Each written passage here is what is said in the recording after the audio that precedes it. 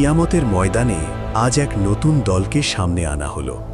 তারা মুসলিম নয়, তারা কালিমা পড়েনি। তাদের নামের পাশে লেখা ছিল হিন্দু, খ্রিস্টান, নাস্তিক, অন্য ধর্মের অনুসারী।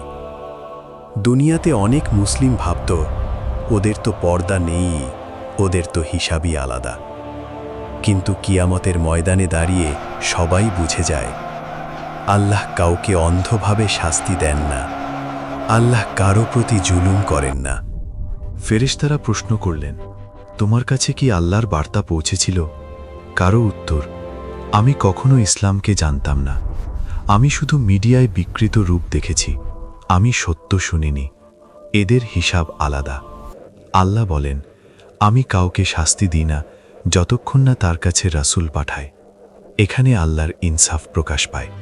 এই পৃথিবীতে আমরা প্রতিদিন আয়নার সামনে দাঁড়াই, নিজেকে সাজাই, নিজেকে দেখাই, নিজেকে প্রকাশ করি।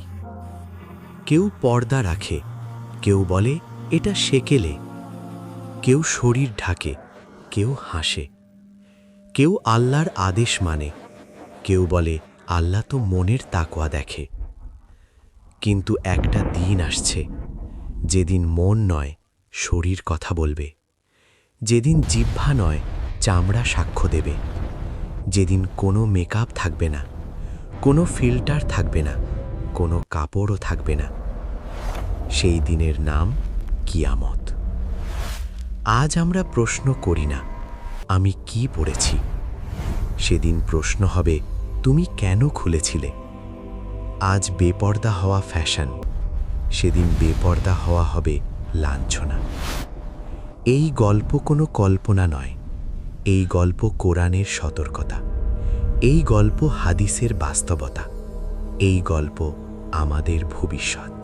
হঠাৎ সবকিছু থেমে গেল। নেই আকাশের নীল, নেই মাটির সবুজ, নেই বাতাসের কোমলতা। একটা বিকট শব্দ, সুর ফুঁকানো হয়েছে।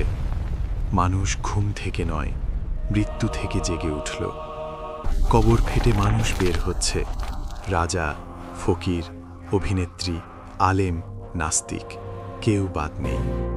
সবাই একসাথে, সবাই সমান, কিন্তু এক জিনিস নেই, কাপড়। রাসূল সাল্লাল্লাহু আলাইহি ওয়াসাল্লাম বলেছেন, মানুষকে কিয়ামতের দিন নগ্ন, খালি পা ও খতনাচাড়া উঠানো হবে। কেউ চিৎকার করছে, কেউ লজ্জায় মুখ ঢাকতে চাইছে, কিন্তু ঢাকার কিছু নেই। সূর্য নেমে এসেছে মাথার ঠিক উপর, 1 মাইল দূরে নয়, মনে হচ্ছে মাথার খুলেই গলে যাবে। ঘাম ঝরছে, কিন্তু এই ঘাম শ্রমের নয়, এটা ভয়ের ঘাম। কারো ঘাম হাঁটু পর্যন্ত, কারো কোমর পর্যন্ত, কারো গলা পর্যন্ত, আর কারো মুখ পর্যন্ত ঢেকে ফেলেছে। এক নারী দাঁড়িয়ে আছে, দুনিয়াতে সে ছিল বিখ্যাত, সোশ্যাল মিডিয়ায় লাখ লাখ অনুসারী। দুনিয়াতে সে বলতো, আমার শরীর, আমার ইচ্ছা। আজ সে কাঁদছে, বলছে একটু কাপড় দাও, একটু ঢাকো, কিন্তু কেউ তাকায় না, কারণ আজ সবাই নিজের বিচার নিয়ে ব্যস্ত। এক মুসলিম যুবক যে দুনিয়াতে চোখের হেফাজত করেনি, আজ নিজের চোখ ঢাকতে চাইছে, কিন্তু চোখ নিজেই বলছে আমি সাক্ষ্য দেব। হঠাৎ আকাশ ফেটে যায়, নেমে আসে ফেরেশতারা সারি সারি। এক কণ্ঠ ভেসে আসে, যার কম্পনে আত্মা কেঁপে ওঠে, আজ বিচার হবে। আজ কোনো পরিচয় কাজে আসবে না, আজ কেউ মুসলিম বলে বাঁচবে না, কেউ অমুসলিম বলে ছাড় পাবে না। আজ প্রশ্ন একটাই, তুমি আমার আদেশকে কতটা সম্মান করেছিলে? পর্দা কি? আল্লাহ কেন শরীর ঢাকতে বললেন? এই দুনিয়ায় মানুষ অনেক প্রশ্ন করে, কিন্তু কিছু প্রশ্ন সে কখনো নিজের কাছে করে না। যেমন, আল্লাহ আমাকে পর্দা করতে বললেন কেন? আজ পর্দাকে বলা হয় বাধা, পিছিয়ে পড়া, স্বাধীনতার শত্রু। কিন্তু কিয়ামতের ময়দানে দাঁড়িয়ে মানুষ বুঝবে, পর্দা ছিল শাস্তি নয়, পর্দা ছিল নিরাপত্তা। পর্দা মানে শুধু মাথায় কাপড় নয়, পর্দা মানে শুধু শরীর ঢাকা নয়, পর্দা মানে দৃষ্টি সংযম, ভাষার শালীনতা, চলাফেরার লজ্জা, আচরণের পবিত্রতা। আল্লাহ পুরুষকে আগে বলেছেন, মুমিন পুরুষদের বলো তারা যেন দৃষ্টি সংযম করে। সূরা নূর 30। তারপর বলেছেন নারীদের, আর মুমিন নারীদের বলো তারা যেন নিজেদের সৌন্দর্য প্রকাশ না করে। সূরা নূর 31।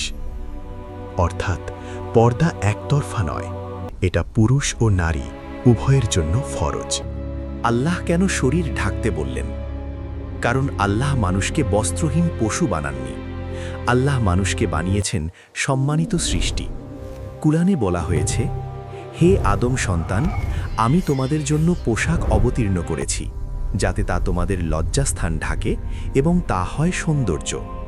সূরা আরাফ 26। খেয়াল করুন, আল্লাহ বলেননি লুকানোর জন্য, তিনি বলেছেন সম্মানের জন্য। প্রথম বেপর্দা কবে শুরু হলো? যেদিন আদম ও হাওয়া জান্নাতে নিষিদ্ধ ফল খেলেন, সেদিনই তাদের শরীর উন্মুক্ত হয়ে গেল। আর কোরআন বলে, তারা সঙ্গে সঙ্গে জান্নাতের পাতা দিয়ে নিজেদের ঢাকতে লাগল। অর্থাৎ লজ্জা মানুষের ফিতরাত, বেপর্দা শয়তানের শিক্ষা। শয়তান চায় মানুষ নিজের শরীর নিয়ে গর্ব করুক, আল্লাহ চান মানুষ নিজের চরিত্র নিয়ে গর্ব করুক। দুনিয়াতে মানুষ কি বলেছিল? আজ কত মুসলিম নারী বলে, আমি নামাজ পড়ি কিন্তু পর্দা করি না, আমার মন পরিষ্কার, আল্লাহ তো হৃদয় দেখে। কিন্তু আল্লাহ কোরআনে বলেন, তোমরা আল্লাহর আদেশ মানো, নিজের মনকে নয়। নামাজ যেমন ফরজ, রোজা যেমন ফরজ, পর্দাও তেমনি ফরজ। একটাকে মানি, আরেকটাকে ছেড়ে দিই, এটা ঈমান নয়, এটা নিজের খুশি মতো। পুরুষদের পর্দা কোথায় গেল? এই প্রশ্ন কিয়ামতের দিন পুরুষদেরও করা হবে। তুমি কেন দৃষ্টি নামাওনি? তুমি কেন অশ্লীলতা দেখেছ? তুমি কেন নারীকে ভোগ্য বানিয়েছ? চোখ বলবে, আমি দেখেছি। কান বলবে, আমি শুনেছি। হাত বলবে, আমি ছুঁয়েছি। আর শরীর বলবে, আমি সাক্ষ্য দিচ্ছি। কিয়ামতের দিনে পর্দার হিসাব। সেদিন কেউ বলবে না, এটা আমার স্টাইল ছিল, এটা আমার স্বাধীনতা ছিল। সেদিন প্রশ্ন হবে, আমি তোমাকে যে শরীর দিয়েছিলাম, তুমি সেটা ঢেকেছিলে না প্রদর্শন করেছিলে? যে শরীর দিয়ে আল্লাহর আদেশ ভেঙেছে, সেই শরীরই হবে শাস্তির কারণ। যে জানত না তার বিচার আলাদা, যে শিখেছে কিন্তু মানেনি তার হিসাব কঠিন, আর যে জেনেও তওবা করেছে তার জন্য আছে আল্লাহর রহমত। এই গল্প ভয়ের, কিন্তু শেষটা আশার।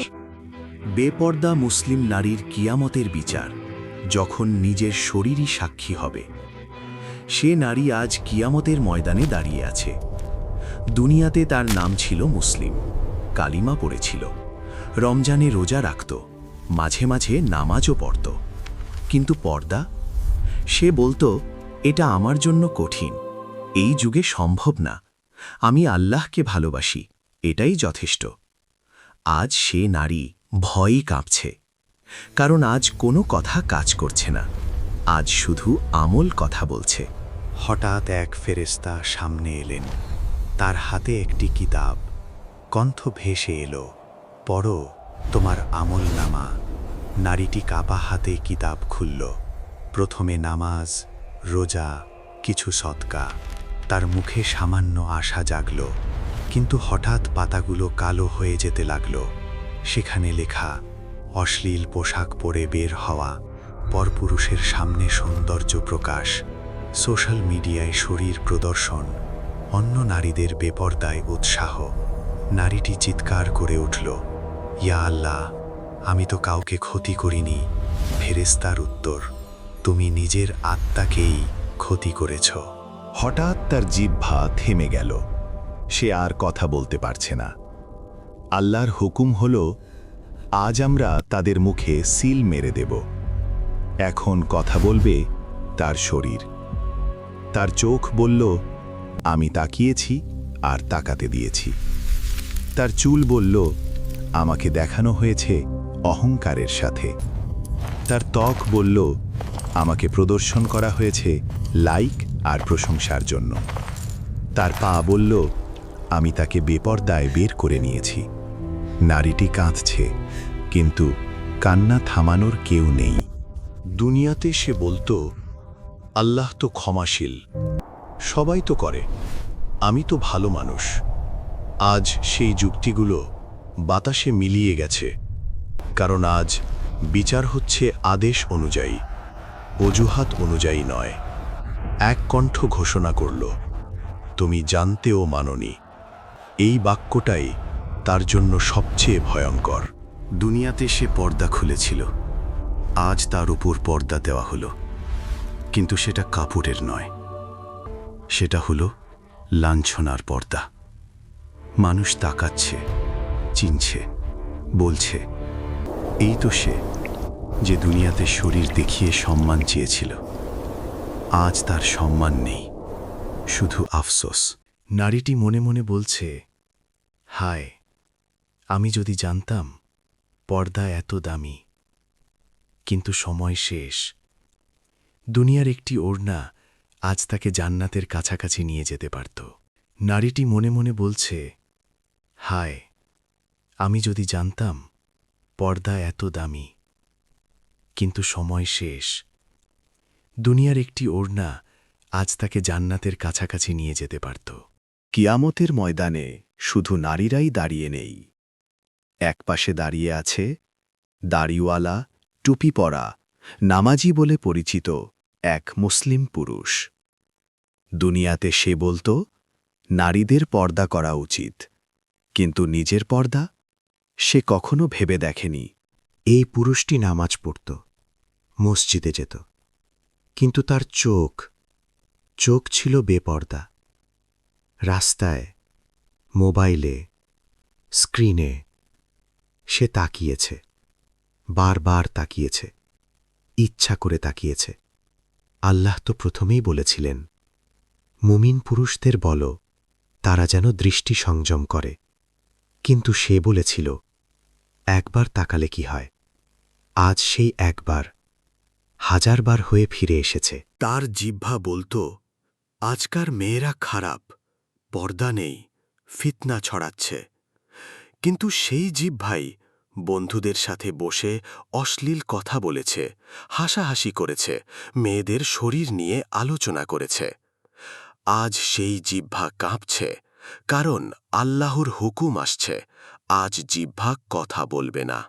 হাত বলছে, আমি স্ক্রিন স্ক্রল করেছি, আমি অশ্লীলতায় ক্লিক করেছি, আমি হারাম ছুঁয়েছি। এই হাতই কুরআন ধরত, এই হাতই দোয়া করত, আজ এই হাতই সাক্ষী। ফেরেশতা বললেন, পড়ো। সে পড়ছে, নামাজ, রোজা, জাকাত। হঠাৎ লেখা এলো, দৃষ্টি সংযম না করা, অশ্লীলতা ছড়ানো, নারীকে ভোগ্য হিসেবে দেখা, নিজের দায়িত্ব ভুলে যাওয়া। সে চিৎকার করল, ইয়া আল্লাহ, আমি তো কাউকে জোর করিনি। উত্তর এলো, তুমি নিজেই ফিতনা হয়েছিলে। দুনিয়াতে সে ভাবত, আমি পুরুষ, আমার স্বাধীনতা আছে, দেখা তো গুনাহ না। আজ তাকে বলা হচ্ছে, পুরুষ হওয়া মানে দায়িত্ব, পুরুষ হওয়া মানে নজর নামানো। সে বুঝতে পারছে, নারীর বেপর্দার পেছনে তার দৃষ্টিও দায়ী। হঠাৎ তার শরীর কাঁপতে লাগল। তার চোখ বলছে, আমি সাক্ষ্য দিচ্ছি। তার কান বলছে, আমি শুনেছি। তার পা বলছে, আমি হারামের দিকে হেঁটেছি।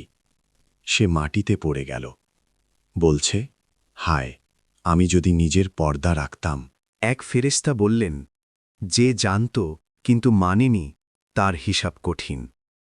এই কথা শুনে পুরুষটির বুক ফেটে যাচ্ছে, কারণ সে জানত কিয়ামতের ময়দানে আজ পরিষ্কার, পর্দা শুধু নারীর দায়িত্ব নয়, পর্দা পুরুষেরও ফরজ। যে পুরুষ নিজের চোখ বাঁচায়নি, সে নারীর বেপর্দার অভিযোগ করতে পারবে না। কিয়ামতের ময়দানে আজ শুধু গুনাহকারীরা দাঁড়িয়ে নেই, আজ দাঁড়িয়ে আছে গুনাহ ছড়িয়ে দেওয়ার কারিগররা, যারা নিজেরা শুধু বেপর্দা ছিল না, বরং অন্যদেরও বলেছিল, এটা স্বাভাবিক, এতে কি আছে, সবাই তো করে। আজ তাদের ঘাম অন্যদের চেয়ে বেশি, কারণ আজ তাদের আমলনামা একজনের নয়, 1000 জনের। দুনিয়াতে মানুষ ভাবত, আমি তো শুধু একটা ভিডিও আপলোড করেছি, আমি তো শুধু একটা ছবি দিয়েছি, আমি তো কাউকে জোর করিনি। কিন্তু তারা ভুলে গিয়েছিল রাসূল সাল্লাল্লাহু আলাইহি ওয়াসাল্লামের সতর্কতা। যে কেউ কোনো মন্দ কাজের পথ দেখায়, সে তার অনুসারীদের গুনাহের সমান গুনাহ পাবে। আজ সেই হাদিস জীবন্ত। এক যুবতী দাঁড়িয়ে আছে। দুনিয়াতে সে ছিল ইনফ্লুয়েন্সার। তার ফলোয়ার ছিল লাখে লাখে। তার ছবি, তার ভিডিও অগণিত মানুষ দেখেছে। আজ ফেরেশতারা তার সামনে তালিকা মেলে ধরল। একটা ভিডিও 50,000 মানুষ দেখেছে, তার মধ্যে 20,000 গুনাহে পড়েছে। ফেরেশতা বললেন, এই 20,000 গুনাহ তোমার হিসাবেও যোগ হল।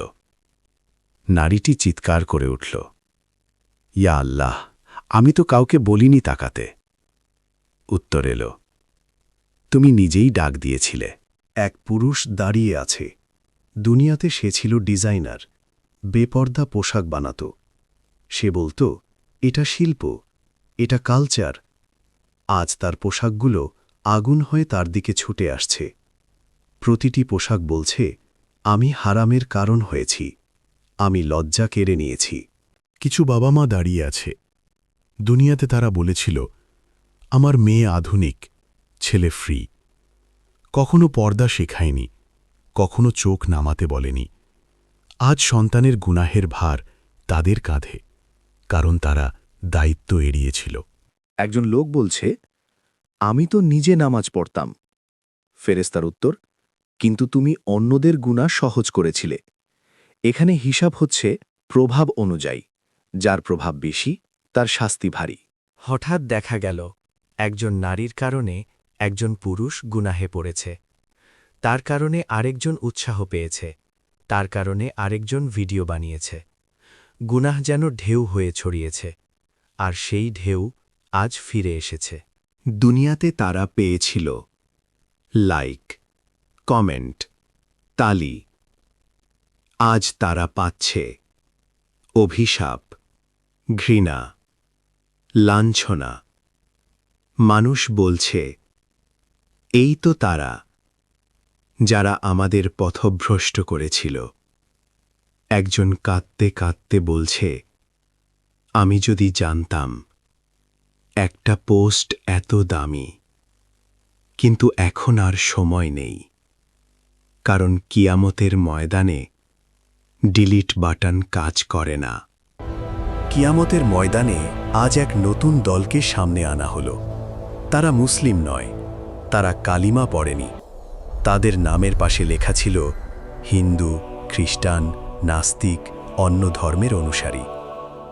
দুনিয়াতে অনেক মুসলিম ভাবত, ওদের তো পর্দা নেই, ওদের তো হিসাবই আলাদা। কিন্তু কিয়ামতের ময়দানে দাঁড়িয়ে সবাই বুঝে যায়, আল্লাহ কাউকে অন্ধভাবে শাস্তি দেন না, আল্লাহ কারো প্রতি জুলুম করেন না। ফেরেশতারা প্রশ্ন করলেন, তোমার কাছে কি আল্লাহর বার্তা পৌঁছেছিল? কারো উত্তর, আমি কখনো ইসলামকে জানতাম না, আমি শুধু মিডিয়ায় বিকৃত রূপ দেখেছি, আমি সত্য শুনিনি। এদের হিসাব আলাদা। আল্লাহ বলেন, আমি কাউকে শাস্তি দিই না যতক্ষণ না তার কাছে রাসূল পাঠায়।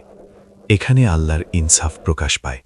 একদল দাঁড়িয়ে আছে, যারা ইসলাম দেখেছে, শুনেছে, বুঝেছে, কিন্তু বলেছে, এই জীবনটাই সব, ভোগ করো, শরীরই পরিচয়। তাদের দিকে ইশারা করে বলা হল, তোমরা জেনেও অস্বীকার করেছ। এখানে প্রশ্ন শুধু কাপড় নয়, প্রশ্ন হল, তুমি কি শালীনতা জানতেও অস্বীকার করেছিলে? তুমি কি অশ্লীলতাকে আদর্শ বানিয়েছিলে? তুমি কি অন্যদের পাপের পথে টেনেছিলে? এক নারী দাঁড়িয়ে আছে, সে বলছে, আমাদের ধর্মে এটা নিষিদ্ধ ছিল না। উত্তর এলো, কিন্তু তোমার বিবেক কি বলেছিল? কারণ আল্লাহ মানুষকে দিয়েছেন ফিতরাত। এক অমুসলিম পুরুষ মাথা নিচু করে দাঁড়িয়ে। সে জানত, সবকিছু দেখানো ঠিক নয়, সবকিছু প্রকাশ করা শালীন নয়। কিন্তু সে বলেছিল, এটাই ট্রেন্ড। আজ তার বিবেক সাক্ষ্য দিচ্ছে, বেপর্দা এখানে একা নয়, এর সাথে যুক্ত শির্ক, আল্লাহ অস্বীকার, নৈতিক পতন, এই সব কিছুর সম্মিলিত হিসাব হচ্ছে। এখানে কেউ মুসলিম বলে বাঁচছে না, কেউ অমুসলিম বলে আগেই ধ্বংস হচ্ছে না। ইনসাফ চলছে। একজন বলছে আমাকে যদি কেউ সুন্দরভাবে ইসলাম দেখাত, আরেকজন বলছে আমি যদি বুঝতাম শালীনতার সব ধর্মেই সম্মান। কিন্তু আফসোস, এখন আর সিদ্ধান্ত নেওয়ার সময় নেই। এই দৃশ্য দেখে মুসলিমদের দিকে তাকানো হল, প্রশ্ন ছুড়ে দেওয়া হল, তোমরা কি তাদের কাছে ইসলামকে সুন্দর করে পৌঁছাতে পেরেছিলে? এখানে দায়িত্ব শুধু অমুসলিমের নয়, দায়িত্ব মুসলিমেরও। কেউ যাবে ডানে, কেউ যাবে বামে, কারোর জন্য রহমত, কারোর জন্য শাস্তি। কিন্তু কেউ বলবে না আমার প্রতি জুলুম হয়েছে, কারণ আল্লাহর আদালতে অবিচার শব্দটাই নেই। কিয়ামতের ময়দানে যখন চারদিকে শুধু ভয়, চিৎকার, আফসোস, ঠিক তখনই একদল নারী আলাদা হয়ে উঠল। তাদের চেহারায় আতঙ্ক নেই, তাদের চোখে অনুতাপ নেই, তাদের চারপাশে নূর। তারা কারা? তারা কেউ রাজকন্যা ছিল না, তারা কেউ বিখ্যাত ছিল না, তারা কেউ সোশ্যাল মিডিয়ার তারকা ছিল না, তারা ছিল সাধারণ মুসলিম নারী। কিন্তু তাদের একটা গুণ ছিল অসাধারণ, তারা আল্লাহকে ভয় করত।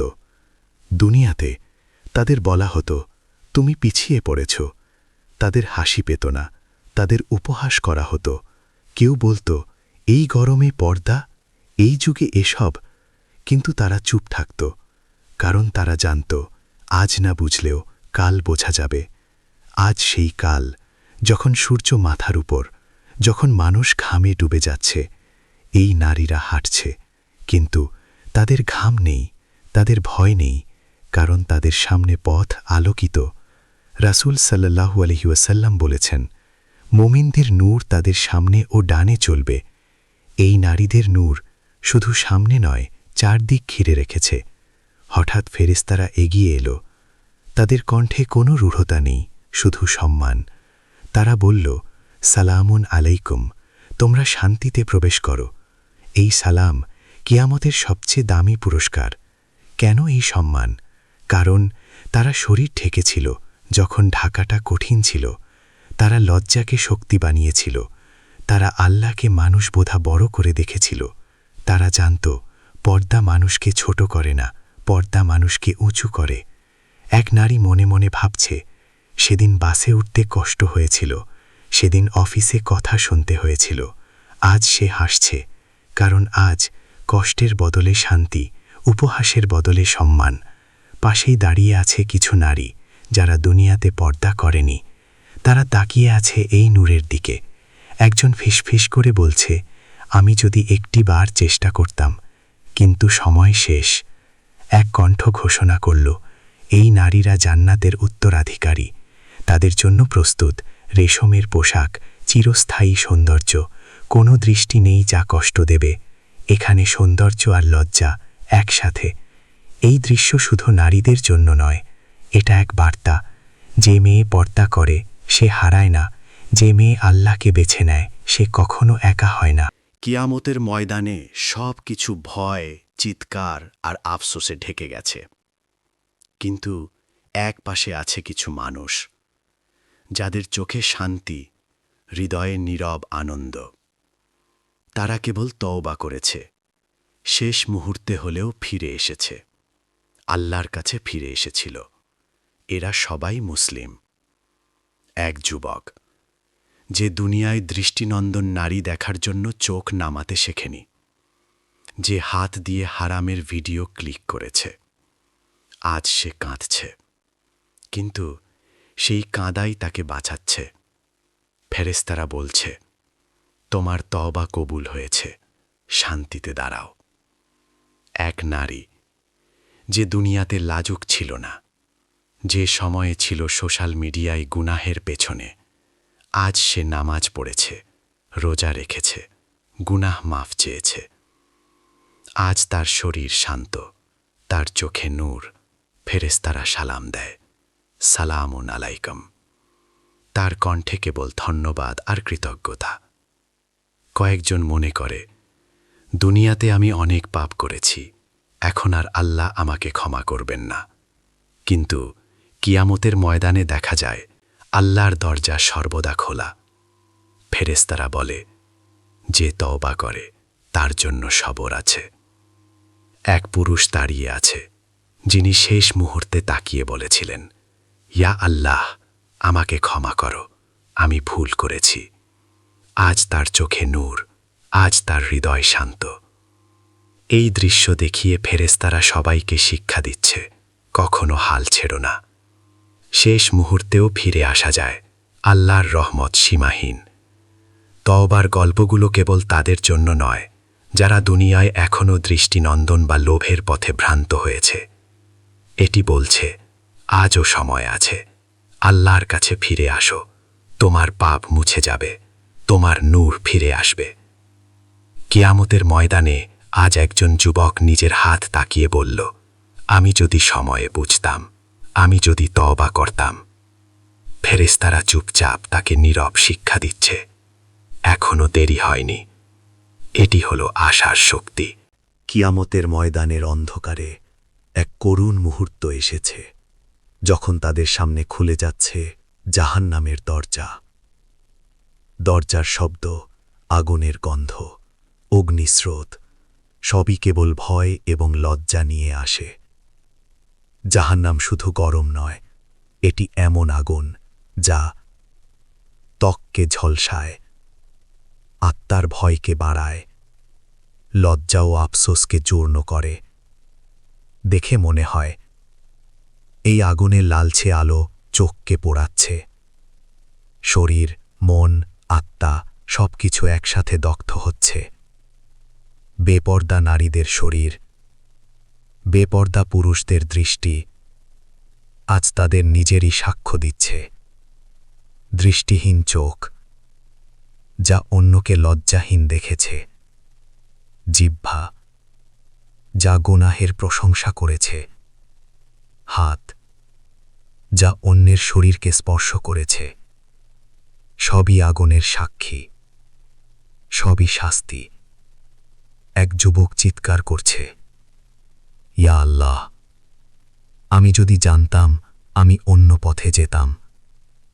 এক নারী কান্নায় ভেঙে পড়ছে, হায়, আমি যদি পর্দা রাখতাম। কিন্তু ফেরেশতারা কিছু বলতে পারে না, কারণ আখিরাতের হিসাব নির্ধারিত। আগুনের লেজ শরীরের সাথে লেগে আছে, লজ্জা চোখে, চেহারায়। অন্যরা চিৎকার করছে, নিজেকে দোষী মনে করছে। কিয়ামতের ময়দানে সবাই বুঝছে, দুনিয়ার স্বল্প ক্ষণস্থায়ী আনন্দের বিনিময়ে আজ তারা সব হারিয়েছে। জাহান্নামের এই দৃশ্য বলে দেয়, দুনিয়ায় লাজুক বা লজ্জা উপেক্ষা করা ভয়ঙ্কর ফল দেয়। বেপর্দা হওয়া শুধুমাত্র শারীরিক নয়, এটি আত্মার জন্যেও নিরাপত্তা। কেউ অন্যকে লোভের পথে টেনে নিলে সেই শাস্তি ফিরে আসে। এক কণ্ঠ কেঁপে ওঠে, তুমি যা করেছ আজ তার সাক্ষী তুমি নিজেই। কারণ কিয়ামতের দিন কোনো অজুহাত কাজ করে না, শুধু কাজের ফল কথা বলে। আশা কি নেই? যারা শেষ মুহূর্তে তওবা করেছে তারা আলাদা, তারা আগুন থেকে মুক্ত, তাদের জন্যে আল্লাহর রহমত আছে। কিন্তু যারা অবহেলা করেছে তাদের জন্যে আজ শুধুই জাহান্নামের আগুন, লজ্জা ও চিৎকার। কিয়ামতের ভয়ঙ্কর দৃশ্যের পর এখানে আসে আলোর মুহূর্ত।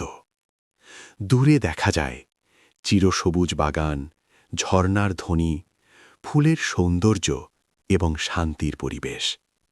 এটাই জান্নাত, যেখানে কোনো দুঃখ নেই, কোনো আফসোস নেই। যেসব মানুষ আল্লাহর পথে হেঁটেছে, যারা পর্দা রেখেছে, যারা তওবা করেছে, তাদের চারপাশে নূর বিস্তার করছে। নূর এত উজ্জ্বল, এত কোমল যে চোখের কোনা কষ্ট পায় না, শুধু আত্মা প্রশান্তি পায়। ফেরেশতারা তাদের প্রতি সালাম দেয়, শান্তিতে প্রবেশ করো।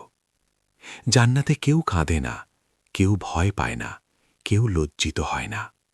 শুধু শান্তি, শুধু আনন্দ, শুধু আল্লাহর নূর। এখানে দৃষ্টির শান্তি, হৃদয়ের প্রশান্তি, আত্মার মুক্তি, সবই অম্লান। এক নারী হাঁটছে। দুনিয়ায় তাকে হাসি করা হতো, কিয়ামতে তাকে লজ্জা পেত, কিন্তু জান্নাতে তার নূর তার সম্মান বৃদ্ধি করছে। ফেরেশতারা তাকে সালাম দিচ্ছে। এক পুরুষ পাশে দাঁড়িয়ে। দুনিয়াতে তার চোখ বেপর্দা ছিল, কিন্তু শেষ মুহূর্তে তওবা করেছিল। আজ তার চোখ শান্তি দিচ্ছে। তার হাত এবং দৃষ্টি তার সম্মান বৃদ্ধি করছে। জান্নাতের নদীগুলো মধুর স্রোত বহাচ্ছে। পাখির গান, ফুলের সৌরভ, ঝর্ণার সুর সব মিলিয়ে এক শান্তি। সকলের মুখে হাসি, সকলের হৃদয়ে আনন্দ। কেউ শূন্য নয়, কেউ দুঃখে ভরা নয়। এটাই আল্লাহর প্রতিশ্রুতি। যারা আমার আদেশ মেনে চলে তাদের জন্য চিরস্থায়ী শান্তি আছে। সূরা নাবা 31-32 অনুকরণ। কিয়ামতের গল্প শেষ হল। ভয়, লজ্জা, শাস্তি এবং শান্তির চক্র শেষ হল। বার্তা একটাই, পর্দা মানা শুধু বিধি নয়, এটি সম্মান। গুনাহ থেকে ফিরে আসা কখনো দেরি নয়। আল্লাহর রহমত সবসময় প্রস্তুত। আখিরাতে শান্তি এবং নূর অপেক্ষা করছে। এখন সবাই বুঝল, ভয় আর সতর্কতা শুধু আত্মার রক্ষার জন্য। আল্লাহর কাছে ফিরে আসা জীবন বদলে দিতে পারে। আমাদের এই ভিডিওটিতে একটি লাইক দিন, আমাদের চ্যানেলটি সাবস্ক্রাইব করুন এবং বেল আইকনটি চালু করুন। আল্লাহ আপনাদের সকলের উপর তার রহমত বর্ষণ করুন। আমিন।